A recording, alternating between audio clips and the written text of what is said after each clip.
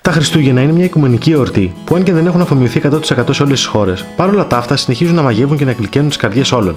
Ανεξαρτήτως προβλημάτων που κακά τα ψέματα τα τελευταία χρόνια μονοπολούν τη ζωή μας, σίγουρα η περίοδος των Χριστουγέννων όχι μόνο τα ελαφραίνει, αλλά ίσως και να τα εξαλείφει έστω για λίγες μέρες. Μολονότι εμείς έχουμε συνηθίσει τα Χριστούγεννα ως μέρες χαράς, γλεντιού και φαγητού, σε κάποιες άλλες χώρες τα έθιμά τους προκαλούν γέλιο και απορίες. Βέβαια, ενώ το στοιχείο χαρά, γλέντι και φαγητό είναι αμοιβαίο για όλους, κάποιες άλλες παράμετροι είναι εντελώς διαφορετικές. Για παράδειγμα, όπως εμείς εδώ έχουμε μύθους για τους καλικάτσαρους, κάπου αλλού υπάρχουν καλές μάγισσες και χοντροί θεούλιδες. Εμείς συλλέξαμε τα top 10 πιο περίεργα χριστουγεννιάτικα έθιμα και σας τα παρουσιάζουμε ευθύς αμέσως.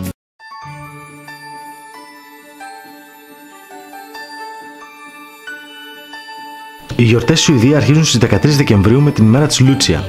Σύμφωνα με το θρύλο, στις 13 Δεκεμβρίου έχουμε τη μεγαλύτερη νύχτα του χρόνου και άρα άνθρωποι και ζώα έχουν ανάγκη από περισσότερη τροφή. Το μεγαλύτερο κορίτσι της οικογένειας χρήζεται ως Λούτσια και μοιράζει από σπίτι σε σπίτι ζεστό καφέ και κουλουράκια. Η Λούτσια φοράει ένα λευκό φουστάνι και ένα στέμμα από κεριά στο κεφάλι της. Παράλληλα, διοργανώνονται εκλογές για την επιλογή της Λούτσια που θα ηγηθεί της μεγάλης παρέλασης στην Στοκχόλμη. Ένα ακόμα αξιοσημείωτο είναι ότι οι Σουηδοί παραδοσιακά μένουν στην εκκλησία μέχρι τα ξημερώματα των Χριστουγέννων, φαινόμενο που συναντάμε και εδώ και στην Ελλάδα. Δεν θα υπάρχουν 2-3 στάνταρ. Παλαιότερα είχαν σαν έθιμο έναν αγώνα δρόμου πρόσι από την εκκλησία και ο νικητής θεωρούταν ο τυχερός χρονιάς.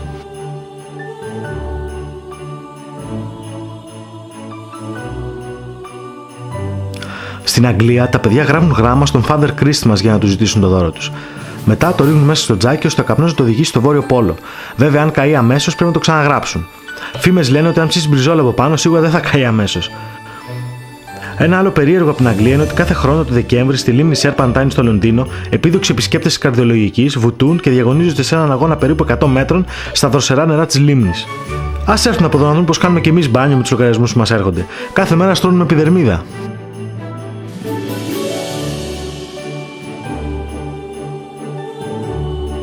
Γενικά στις σκανδιναβικές χώρες υπάρχει ο μύθος του Τόμτε, ο οποίος είναι ένα μικρό τερατάκι που προστάτευε τα κτήματα των ανθρώπων και φρόντιζε για αυτούς.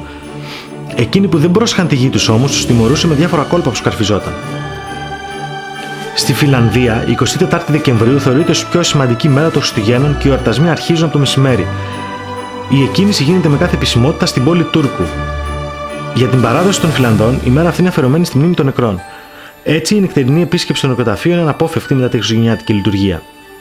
Το θέαμα των νεκροταφείων είναι εντυπωσιακό, αφού τα καλυμμένα από χιόνι νεκροταφεία μεταμορφώνονται σε φωτεινές θάλασσες από κεριά.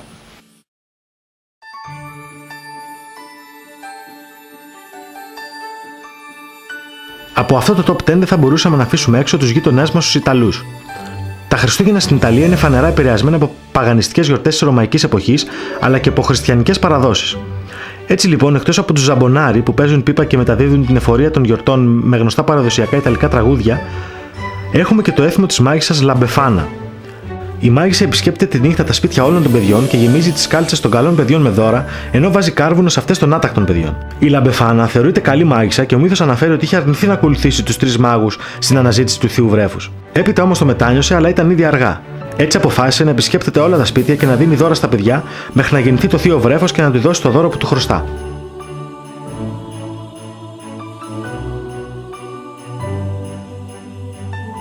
Όπως και στη Φιλανδία, έτσι και εδώ ο μύθος του Τόμτε καλά κρατεί.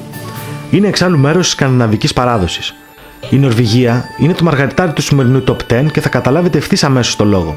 Πρώτον, και στην Νορβηγία τα παιδιά ξεχύνονται στους δρόμους για να πούν τα κάλαντα, βέβαια δεν τον κάνουν με τον πιο ορθολογιστικό τρόπο, φορούν αποκριάτικες στολές. Επίδοξοι Batman, Superman, Ninja, Cowboys παρελάμβανουν στους δρόμους για να πούν τα κάλαντα. Ίσως αυτό θυμίζει λίγο πιο Halloween στην Αμερική παρά Χριστούγεννα, αλλά είναι η αλήθεια. Το επόμενο και πιο παράδοξο είναι ότι οι Νορβηγοί κάθε παραμονή Χριστουγέννων κρύβουν τις κούπες τους γιατί πιστεύουν ότι δαιμόνια και μάγισσες βγαίνουν εκείνο το βράδυ και φοβούνται μην πλησιάσουν τις αυλές των σπιτιών τους. Λογικό μου ακούγεται. Αμάξι ή σκούπα, αμάξι ή σκούπα, αμάξι ή σκούπα.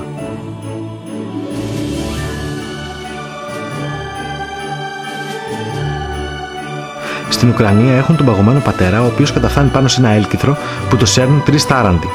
Για συνοδεία έχει το κορίτσι νυφάδα που φοράει ένα λαμπερό μπλε κουστούμι με λευκή γούνα και στέμμα στο σχήμα νυφάδας χιονιού. Ένα ακόμα περίεργο έθιμο της Ουκρανίας που σχετίζεται με έναν ουκρανικό μύθο ορίζει ότι εκτός από τα κλασικά χριστουγεννιάτικα στολίδια στο δέντρο, πρέπει να μπει και ένας ψεύτικος ιστός αράχνης, ο οποίος προσφέρει καλοτυχία σε όποιο παιδί τον ανακαλύψει πρώτον. Σύμφωνα με το μύθο, λοιπόν, μια φτωχή και χήρα μητέρα, η οποία δεν είχε χρήματα να στολίσει το δέντρο της, ανακάλυψε με έκπληξη το επόμενο πρωί ότι ένας ιστός αράχνης τον στόλιζε. Έτσι λοιπόν η αράγνη συμβολίζει την τύχη και σε όποιο σπίτι εμφανιστεί πραγματική αράγνη το πρωί των Χριστουγέννων, θεωρείται ότι θα είναι γουρλίδικο για όλη τη χρονιά.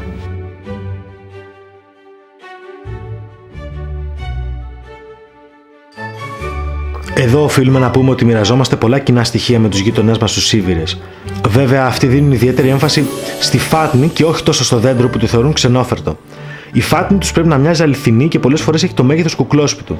Πηγαίνοντας τώρα προς Καταλωνία μεριά, εκεί έχουν ένα εξόχως περίεργο έθιμο, όπου τοποθετούν ακόμα και σε δημόσιους χώρους φιγούρες που απεικονίζουν την πράξη της αφόδευσης. Του χεσίματος δηλαδή. Οι ρίζες του εν λόγω εθήμου είναι άγνωστες, αλλά ξέρουμε ότι υπάρχει από το 18ο αιώνα. Πολύ ωραία χριστουγεννιάτικη παράδοση. Ιδιαίτερα για το γιορτινό τραπέζι είναι ότι πρέπει. Οι τύποι έδωσαν άλλη σημασία στην έννοια τρολάρισμα.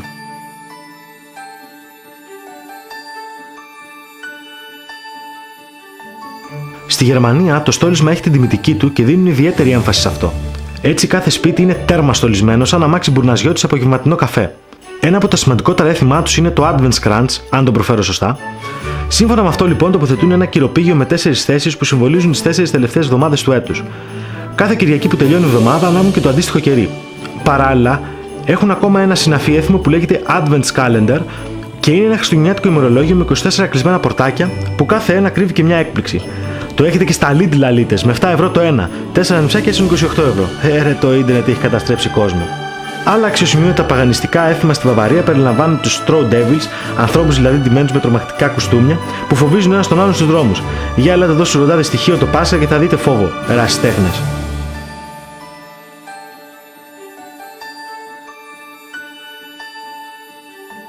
Εκτός από το KFC στην Ιαπωνία, που οι άνθρωποι πρέπει να κάνουν κράτηση μήνες πριν για ένα κουβά, υπάρχουν και άλλα παράδοξα που κάνουν τα Χριστούγεννα εκεί πιο πικάντικα. Μάγκες, σοβαραλογώ, παραμονή πρωτοχρονιάς, η αναμονή φτάνει ως και μία ημέρα.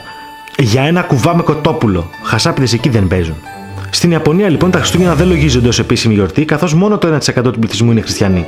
Ωστόσο η δυτική κουλτούρα έκανε και εκεί το θαύμα της και οι Ιάπωνες έμαθαν γαλοπούλα και δέντρο. Αριγκάτο. Βέβαια για δώρα δεν έχουν Άγιο Βασίλη. Έχουν το Χοτέιτσο, αν το λέω σωστά, ένα καλό θεούλι που μοιάζει σαν Βούδα με θηροειδή και ορμονικό πρόβλημα. Έχει μάτια στην πλάτη, όπως και όλες οι γιαγιάδες μας φυσικά, και ξέρει ποια παιδάκια ήταν καλά και ποια όχι.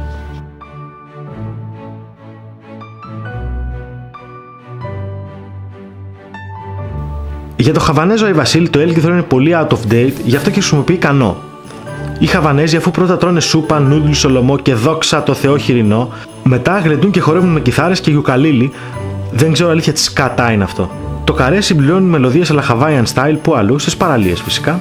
Ενώ τα παιδιά, όντας κύριοι πρωταγωνιστές των Χριστουγέννων, δοκιμάζουν τα καινούργια τους Windsurf που πήραν ως δώρο. Άρε μάνα, σε ευχαριστώ που μου έπαιρνες Action Man και PlayStation.